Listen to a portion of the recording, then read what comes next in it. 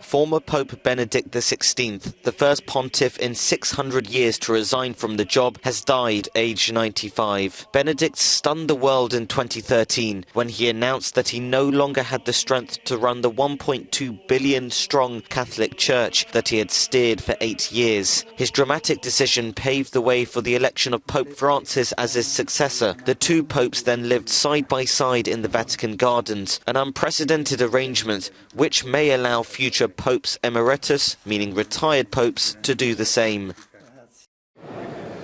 February 2013, and Pope Benedict XVI shocks the world, announcing his resignation, the first leader of the Catholic Church to step down in 600 years.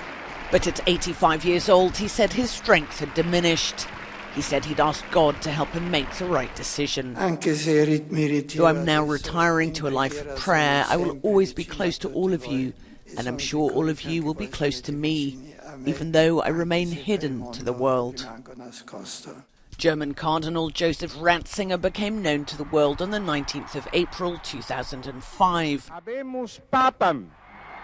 Prior to that, he spent 24 years heading the Congregation for the Doctrine of the Faith. His staunch defence of Catholic orthodoxy, his opposition to abortion, euthanasia and gay marriage led to his nickname, God's Rottweiler. After the great Pope John Paul II, the cardinals have elected me, a simple, humble worker in the Lord's vineyard.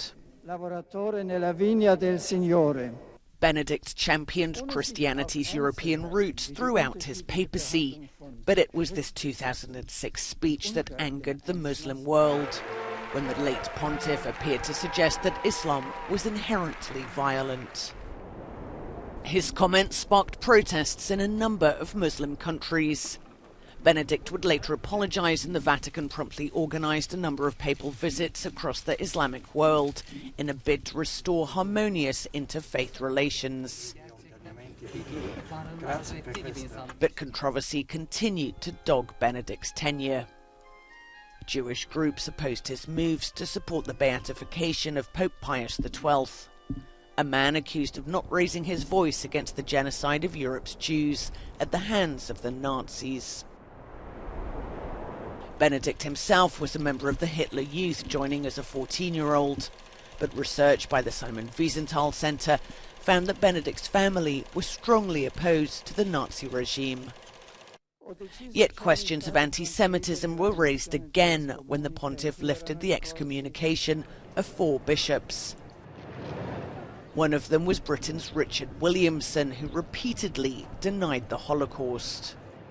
I believe there were no gas chambers. Yes.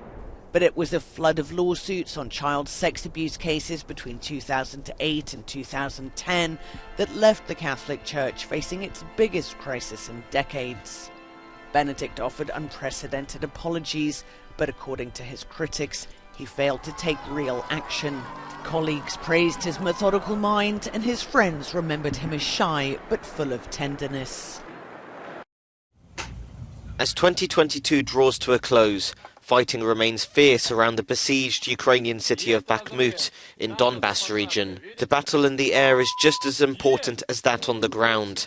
This drone unit of Ukraine's forces is just one plank of an increasing focus in this area.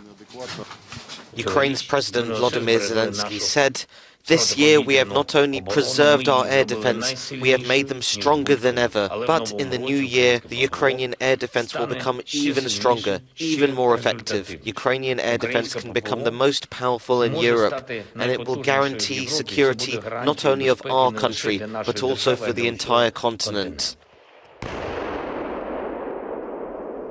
Meanwhile, Kyiv's forces have been training near Ukraine's border with Belarus. Tensions have been increasing between the two countries amid speculation Ukraine's northern neighbour could launch an invasion.